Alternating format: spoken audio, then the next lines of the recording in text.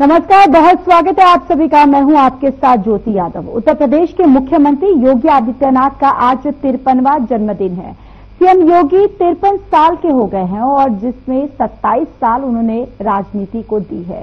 26 की उम्र में योगी आदित्यनाथ पहली बार सांसद बने और 45 की उम्र में सीएम बने। देखिए हमारी एक खास रिपोर्ट।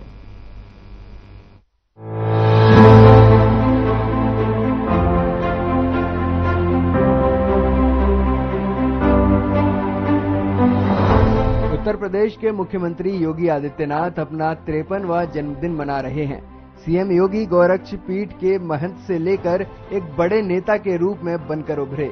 योगी आदित्यनाथ लगातार दूसरी बार पूर्ण बहुमत से यूपी के सीएम का पदभार संभाल रहे हैं। गोरक्ष पीठ के महंत से मुख्यमंत्री तक का ये सफर बेहद दिलचस्प और चुनौतियों से भरा रहा है। योगी आदित्यनाथ महज 26 साल की उम्र में गोरखपुर से लोकसभा का चुनाव जीतकर संसद पहुंचे थे, जिसके बाद वो 5 बार यहां से सांसद बने। साल 2014 के लोकसभा चुनाव में ताबड़तोड़ रैलियां कर स्टार प्रचारक की भूमिका का निर्वहन किया और गोरखपुर से चुनाव में जीत दर्ज की। वे लगातार 2 बार साल 2017 और 2022 में यूपी के मुख्यमंत्री बने हैं। साल 2019 के लोकसभा चुनाव में उन्होंने गोरखपुर बस्ती मंडल की सभी लोकसभा सीटों पर बीजेपी के प्रत्याशियों को जीत का सेहरा बांधने में अहम भूमिका निभाई। यूपी सहित देश के कई राज्यों में प्रचार की कमान संभालकर वे बीजेपी प्रत्याशियों की जीत सुनिश्चित कर गेम चेंजर बने। मुख्यमंत्री योगी आदित्यनाथ के जन्मदिन पर यूपी के कई जिलों में बीजेपी कार्यकर्ता जन्मदिन मना रहे हैं। यूपी के अलग अलग जिलों में योगी आदित्यनाथ के जन्मदिन पर बीजेपी कार्यकर्ता कहीं केक काट रहे हैं तो कहीं जश्न मना रहे हैं। इसके साथ ही सीएम योगी आज अपने जन्मदिन पर अयोध्या दौरे पर हैं। राम मंदिर के दूसरे प्राण प्रतिष्ठा में नजर आए और राम मंदिर के प्राण प्रतिष्ठा के मुख्य अतिथि के रूप में हैं। रामनगरी में राम दरबार की प्राण प्रतिष्ठा संपन्न हो चुकी है। दूसरी प्राण प्रतिष्ठा वैदिक मंत्रों के जप के साथ पूरी हुई। प्राण प्रतिष्ठा से पहले सीएम योगी ने अयोध्या पहुंच रामलला के दर्शन किए। पिछले साल 22 जनवरी को राम जन्मभूमि पर रामलला की प्राण प्रतिष्ठा हुई थी। राम दरबार की प्राण प्रतिष्ठा बेहद भव्य ढंग से की गई। अयोध्या स्थित श्री राम जन्मभूमि परिसर में राजा राम और परकोटे में विराजमान अन्य देवी देवताओं की प्राण प्रतिष्ठा की गई, जिसमें मुख्यमंत्री योगी आदित्यनाथ भी शामिल हुए। साथ ही मुख्यमंत्री ने अपने 53वें जन्मदिन पर भगवान श्री राम का आशीर्वाद लिया। इस प्रकार हमने देखा कि सीएम योगी के 53वें जन्मदिन के अवसर पर कई जगहों पर बीजेपी कार्यकर्ता जश्न मना रहे हैं। साथ ही मुख्यमंत्री ने अपने 53वें जन्मदिन पर भगवान श्री राम का आशीर्वाद लिया। Bureau report.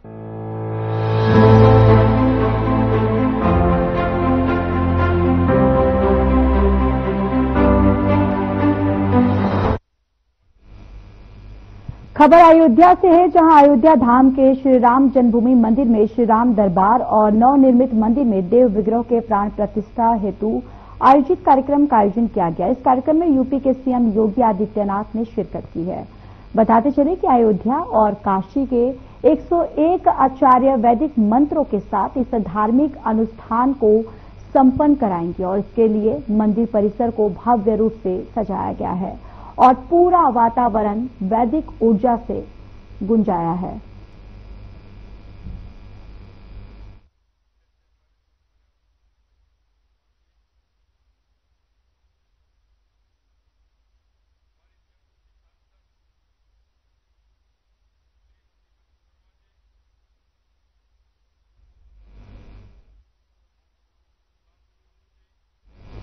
तो आइए आपको सीधे अयोध्या लेकर चलते हैं, जहां पर सीएम योगी आदित्यनाथ क्या कुछ कह रहे हैं, सीधे आपको सुनवाते हैं। श्री हनुमान जी महाराज की, सरयू मैया की, सरयू मैया की, गौ माता की, गौ माता की, भारत माता की, भारत माता की, वंदे वंदे वंदे।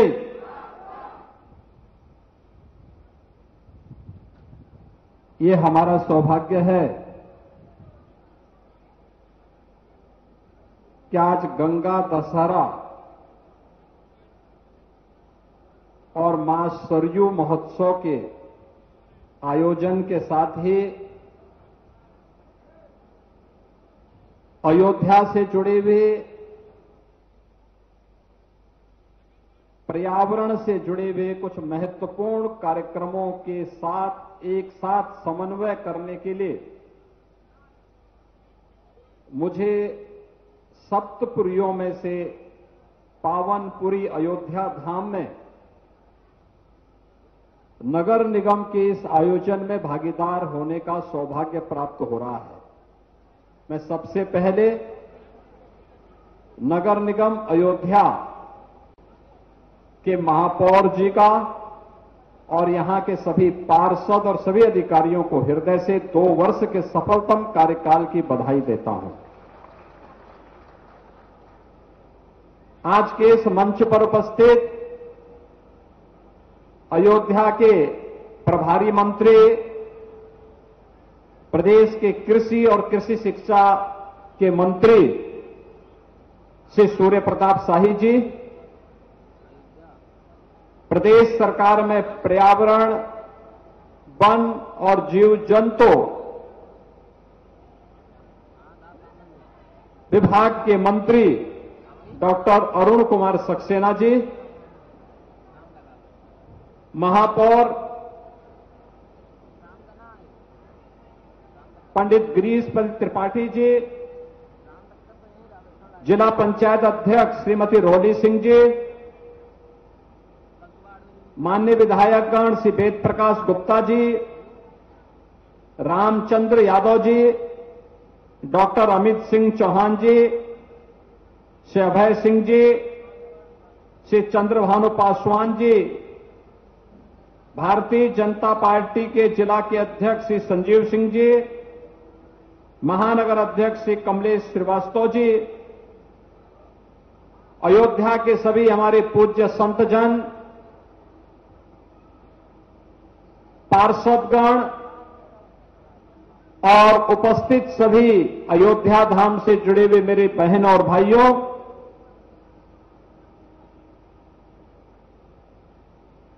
आज का दिन बहुत महत्वपूर्ण दिन है। अयोध्या धाम में 22 जनवरी 2024 को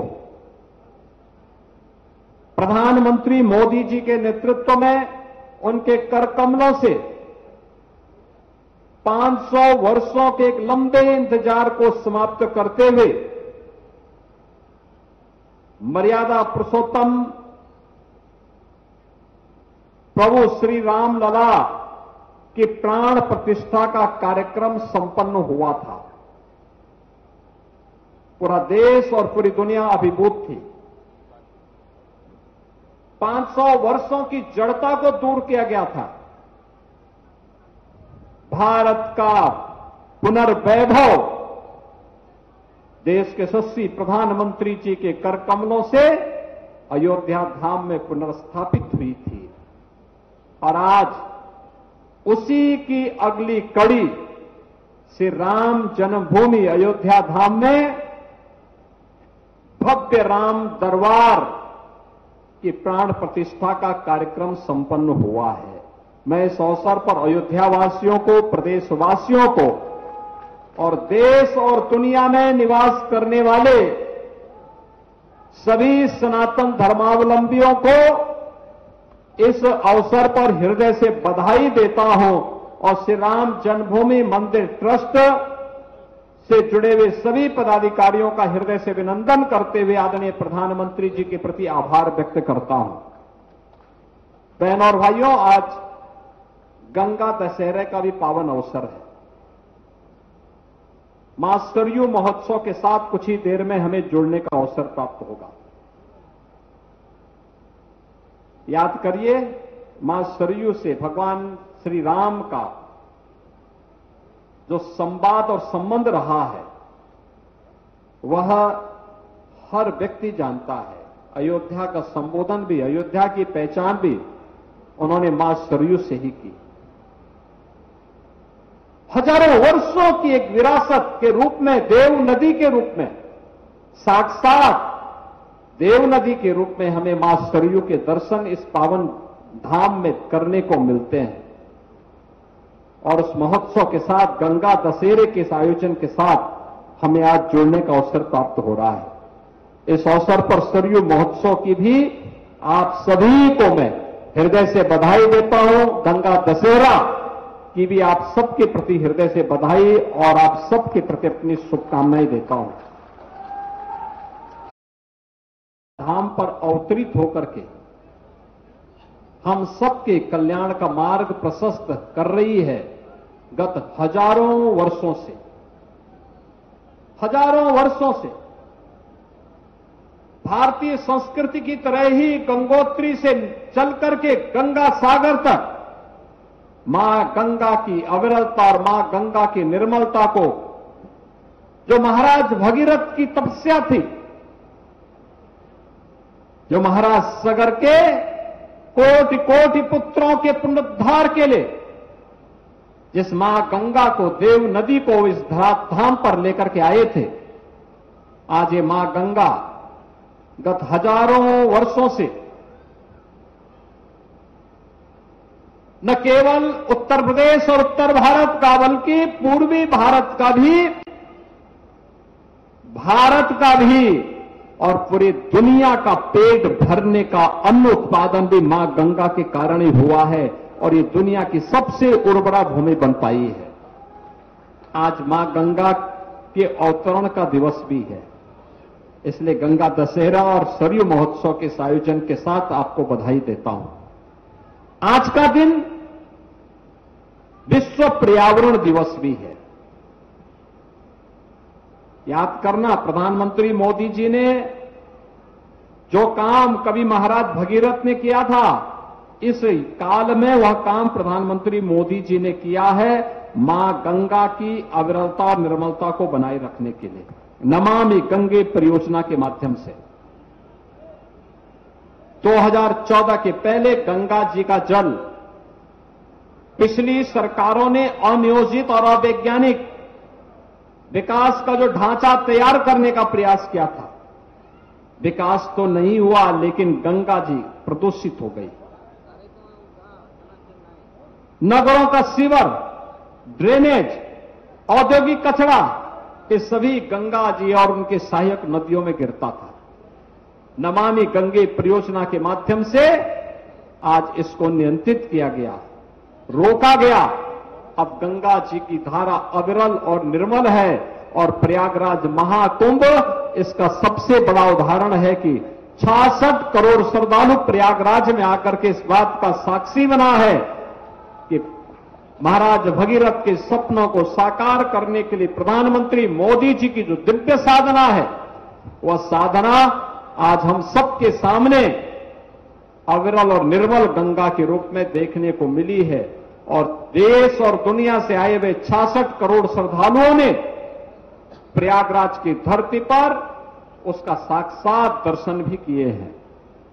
बहनों और भाइयों, एक पेड़ मां के नाम क्लाइमेट चेंज की समस्या का समाधान करने के लिए, बदलते हुए मौसम की करवटों को नियंत्रित करने के लिए,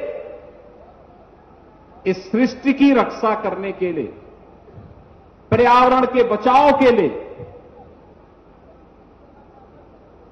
पेड़ों का क्या महत्व हो सकता है।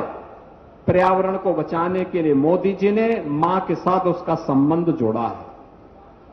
अगर 144 करोड़ भारतवासी एक साथ एक पेड़ मां के नाम पर लगाना प्रारंभ कर दें, तो क्या पर्यावरण की संकट हमारे देश के अंदर आएगा? क्या हम पर्यावरण को क्षति न पहुंचाएं, उन नियमों का पालन करें जो पर्यावरणविद, शासन प्रशासन समय समय पर जिसे लागू करने का कार्य करता है।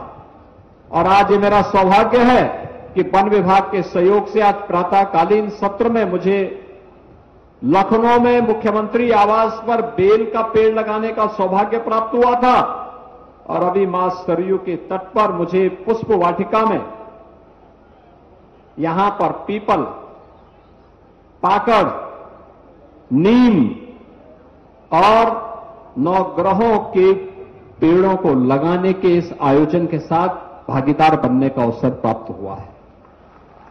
बहनों और भाइयों, आज से कार्यक्रम प्रारंभ हुआ प्रदेश भर में।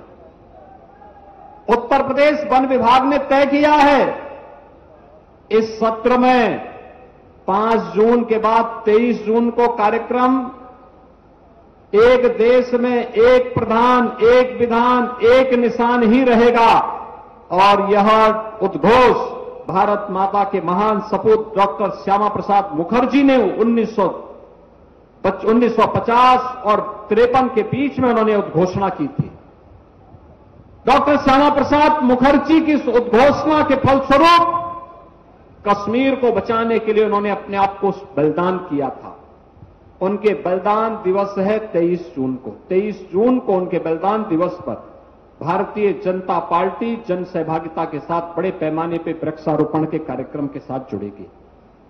1 जुलाई से लेकर 7 जुलाई के बीच उत्तर प्रदेश सरकार के वन विभाग के नेतृत्व में प्रदेश भर में हमने हर जनपद को एक नदी को पुनर्जीवित करने का लक्ष्य रखा है।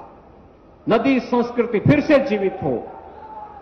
एक नदी हर जिले के अंदर पुनर्जीवित होगी और वृक्षारोपण इस बार नदी के तटवर्ती क्षेत्रों में होगा, हाईवे और एक्सप्रेसवे के तटवर्ती क्षेत्रों में होगा।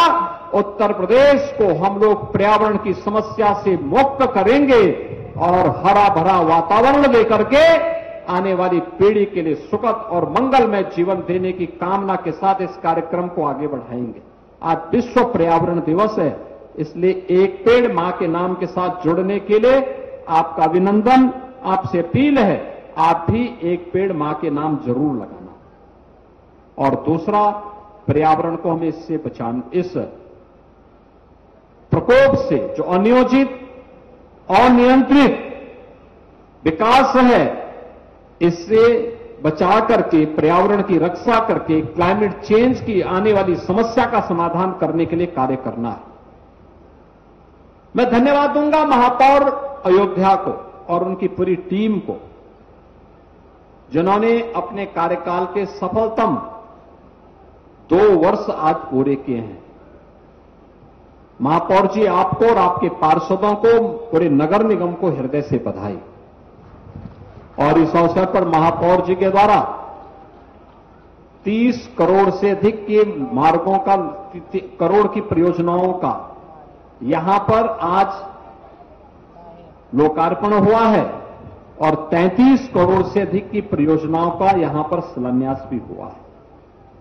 यानी विकास अयोध्या में, अब अयोध्या दिखती है कि ये भगवान राम की अयोध्या है। अब यहां की हर सड़क जो आप रामायण में पढ़ते हैं ना, अयोध्या की सड़कों की चर्चा, वह चर्चा आज की ही अयोध्या की चर्चा है। हमारे त्रिकालदर्शी ऋषि वाल्मीकि जी ने, संत तुलसीदास जी ने कितनी व्यापक परिकल्पना की थी। उस समय के अयोध्या का क्या भव्य और दिव्य वर्णन किया है और उसे साक्षात रूप से आज हजारों वर्षों के बाद देश और दुनिया अयोध्या में आकर देखती है, जब प्रधानमंत्री मोदी जी के विजन को 4 लेन और 6 लेन की सड़कों के साथ जोड़ने का काम अयोध्या धाम में हुआ है। अयोध्या में राम जी की पेड़ी का विस्तार हुआ है। अब सरयू जी में राम जी की पेड़ी का जल यहीं पे सड़ता नहीं है, एक ओर से आता है, दूसरी ओर से बह करके वापस सरयू जी में चला जाता है। आज अयोध्या के पास अपना इंटरनेशनल एयरपोर्ट है। देश और दुनिया से कहीं भी जुड़ने की सामर्थ्य आज अयोध्या धाम रखता है। और अयोध्या के मंदिरों मठों का सुंदरीकरण का कार्य, सूरज कुंड हो या गुप्तार घाट, नया घाट हो या राम जी की पेड़ी, ये एक नए रूप में अयोध्या की ओर दुनिया को आकर्षित करने के लिए मजबूर कर देती है। बहनों और भाइयों, कुछ यानी बहुत चंद लाखों में लोग यहां श्रद्धालु आते थे। गत वर्ष 16 करोड़ श्रद्धालु आए हैं। हमें उसके अनुरूप अपने आप को तैयार करना है, उसके अनुरूप तैयार अपने आप को करना है, और उसी तैयारी के लिए आज यहां पर मैं धन्यवाद दूंगा महापौर पंडित गिरीश भाई त्रिपाठी जी को। उनके नेतृत्व में नगर निगम यहां के जनप्रतिनिधियों के साथ मिलकर के बेहतरीन प्रदर्शन कर रहा है, अच्छा कार्य कर रहा है। अयोध्या को एक पहचान मिल रही है। अयोध्या दुनिया के अंदर जो भी आता है, 5 साल 7 साल 10 साल पहले जो कोई अयोध्या आया होगा, आज के अयोध्या को देखेगा, पहचान नहीं पाएगा, क्योंकि उस समय अयोध्या कैसी थी? संकरी गलियां थी। उस समय अयोध्या कैसी थी? गंदगी पड़ी रहती थी, बिजली नहीं मिलती थी, पानी नहीं मिलता था। आज तो वाटर एटीएम लग रहे हैं, आज साफ सफाई की व्यवस्था है। नगर निगम के 3 महिला कार्मिकों का आज सम्मान हुआ है। उन्होंने उत्कृष्ट कार्य किया है नगर निगम में। ऐसे ही जो भी उत्कृष्ट कार्य करेगा, नगर निगम हो या विकास प्राधिकरण, उत्तर प्रदेश सरकार की हर संस्थाएं उसी प्रतिबद्धता के साथ उन्हें सम्मानित करने का काम करेंगे। और मैं अयोध्या वासियों से भी कहूंगा कि जिला प्रशासन के साथ मिलकर के सभी जनप्रतिनिधि अयोध्या धाम की भी किसी नदी को पुनर्जीवित करें, और वृक्षारोपण के बड़े कार्यक्रम को इस बार अयोध्या धाम में भी किए जाने की आवश्यकता है। जैसे अभी पुष्प वाटिका में वृक्षारोपण किया गया, ऐसे गुप्तार घाट से लेकर के नया घाट पर तटबंध के दूसरी ओर, यानी नदी की ओर नहीं, दूसरी ओर हम व्यापक वृक्षारोपण के कार्यक्रम के साथ जुड़ सकते हैं। नई अयोध्या के रूप में जो नई विस्तार हो रहा है अयोध्या का, उस क्षेत्र में हमें वृक्षारोपण के कार्यक्रम के साथ जुड़ना चाहिए। हमने 16वीं वन लखनऊ में लगाया है, यहां पर भी मां जानकी के नाम पर, भरत जी के नाम पर, लक्ष्मण जी के नाम पर, शत्रुघ्न जी के नाम पर, हनुमान जी के नाम पर, सुग्रीव जी के नाम पर, जामवंत जी के नाम पर, माता सबरी के नाम पर, निषाद राज के नाम पर नगर निगम को चाहिए कि अलग अलग जगह अलग अलग वाटिकाओं को सिटी फॉरेस्ट के रूप में डेवलप करें। व्यापक वनीकरण के कार्यक्रम को आगे बढ़ाने की आवश्यकता है। जीवन चक्र तो एक साथ चलेगा, मनुष्य भी चाहिए तो हर जीव और जंतु को भी उतना ही आगे बढ़ने का पूरा अवसर मिलना चाहिए। और ये कार्यक्रम अगर हमारा आगे बढ़ता है तो मैं विश्वास के साथ कह सकता हूं कि एक अनंत काल तक की यात्रा एक सुरक्षित पर्यावरण के साथ हम लोग आगे बढ़ाने में सफल होंगे। एक पेड़ मां के नाम उसकी एक महत्वपूर्ण कड़ी है, उस कड़ी के साथ जुड़ते हम कार्य करेंगे। आज सरयू महोत्सव, गंगा दशहरा और विश्व पर्यावरण दिवस के साथ ही कितना पावन अवसर है कि कभी अयोध्या में आने पर गोलियां चलती थी, कभी अयोध्या में आने पर लाठी डंडे से तत्कालीन सरकारें लोगों को प्रताड़ित करती थी। आज अयोध्या आने पर लोग पुष्प से आने वाले श्रद्धालुओं का, अतिथियों का स्वागत करते हैं और नगर निगम भव्य आयोजन के माध्यम से, ये वाटर एटीएम के माध्यम से शुद्ध आरओ का पानी उन्हें पिलाने का काम कर रहा है। आज नई अयोध्या दुनिया को अतिथि देवो भव का एक नया परिचय भी दे रही है। आज के इस अवसर पर आपको मैं सबको बधाई देता हूं। नगर निगम को 2 वर्ष के कार्यकाल के लिए मंगल में शुभकामनाएं देता हूं, आगे के लिए मंगल में शुभकामनाएं देता हूं। और रामलला के भव्य जन्मभूमि पर राम दरबार का भव्य जो प्राण प्रतिष्ठा का कार्यक्रम संपन्न हुआ है, मां अन्नपूर्णा और अन्य देव विग्रहों का भी आज पवित्र प्राण प्रतिष्ठा का कार्यक्रम वहां संपन्न हुआ है। इस सब के लिए मैं अयोध्यावासियों को, प्रदेशवासियों को और पूरे देश और दुनिया के सनातन धर्मावलंबियों को हृदय से बधाई और शुभकामनाएं देते हुए अपनी वाणी को विराम देता हूं। जय जय श्री राम, जय जय श्री राम।